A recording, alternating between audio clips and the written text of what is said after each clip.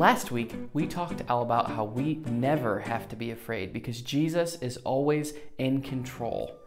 Just by speaking, he was able to calm a storm.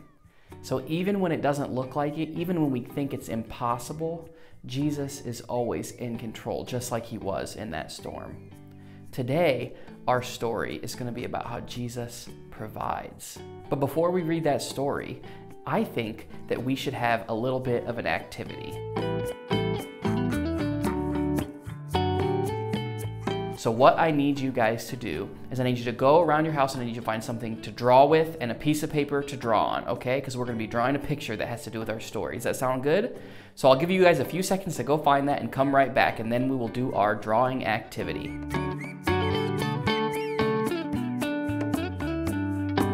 Do you have your stuff? I hope you do. Now what I want you to do is I want you to draw a picture of a big meal. Okay, draw me a picture of your favorite food, what you love to eat the most, and as much of it as you can fit on that piece of paper. But also, draw me a picture of all the people that you would love to be around when you're eating that meal, okay? Now get to drawing, and when you guys are done, if you could find your parents to help you, it'd be so cool if you would upload some of your photos that you drew to our Facebook page so you can share it with all the other people too. I'll show you some of my favorite foods on the screen right now, okay?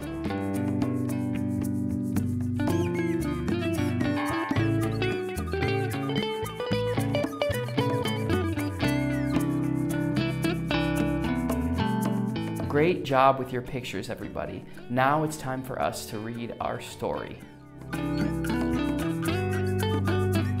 Our story for today is called Filled Full, the feeding of the 5,000. There were once 5,000 tired and hungry and probably very grumpy people sitting on a hillside wanting their dinner. They'd come to hear Jesus that day. They came before breakfast, stayed all morning, all afternoon, and way past dinner. No one had meant to be there that long, but that's how it was, listening to Jesus, as if time didn't exist. People could listen to Jesus for hours, and on this particular day, that is just what they did.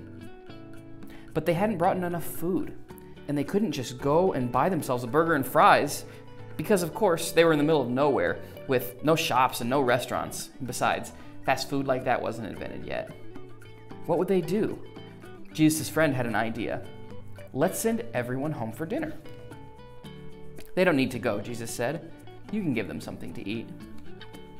Did Jesus want them to travel all the way to town and buy food for everyone? Jesus' friends panicked. But we don't have enough money. What food do you have? Jesus asked. Go and see. Now, there was a little boy in the crowd, and he had brought a lunch that his mother had made for him that morning. He looked at his 5 loaves and 2 fish. It wasn't much, not nearly enough for 5,000 people, but it was all he had. I have some, he said. Jesus' friend laughed when they saw his little lunch. That's not nearly enough, they said. But they were wrong. Jesus knew it didn't matter how much the little boy had. God would make it enough, more than enough. Jesus said, "Bring me what you have." And so the little boy gave Jesus his lunch. Jesus winked at the little boy and whispered in his ear, "Watch." How in the world will Jesus feed everyone with just that? Jesus' friend said, because they thought that it was impossible. But Jesus knew the one who made all the fish in the oceans. And Jesus knew the one who in the very beginning had made everything out of nothing at all. How hard would something like that be for someone like that?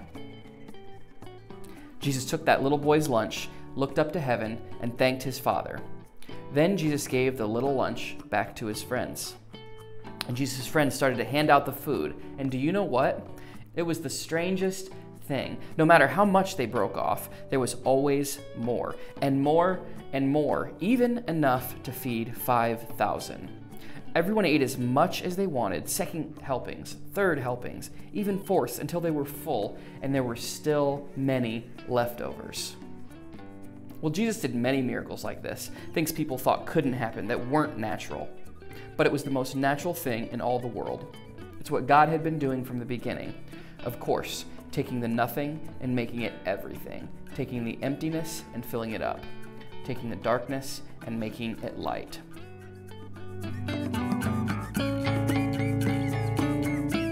Now, after our story, it's time for another activity, okay? Now this activity is simple. It's just true or false. So before we begin, I want you to sit on the ground right in front of the screen that you're watching this on. And if the answer is true, I want you to stand up and I want you to shout, true. And if it's false, I want you to stay seated and say, false, real quiet, okay? There's 3 of them. So here is the first statement. Are you ready? The first one is this. Jesus had 1 loaf of bread. In our story, did Jesus have 1 loaf of bread?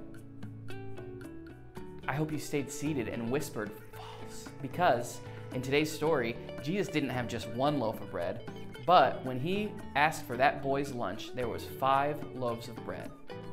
Good job, guys. For the second one, here it is. Jesus had 2 fish. In today's story, did Jesus have 2 fish? Is that true or false? What do you think?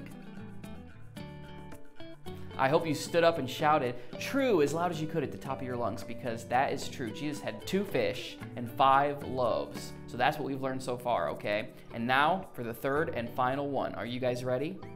Here it is. By the end of the day, Jesus had fed only 200 people with that boy's lunch.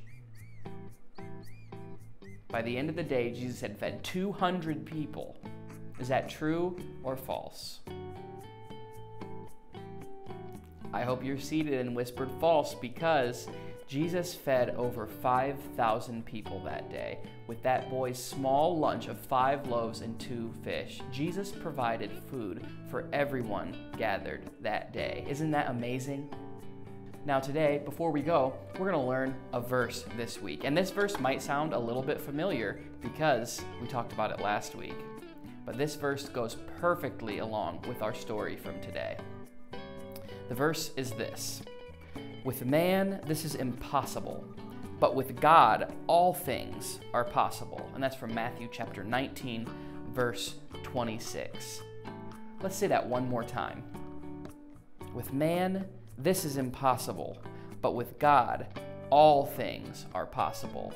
Matthew 9:26. Would you bow your heads and pray with me before we go this morning? God, thank you so much for loving us. Thank you for taking care of us. And thank you for always providing for us, even when it doesn't seem like it's possible. We love you so much. Amen. See you guys next week.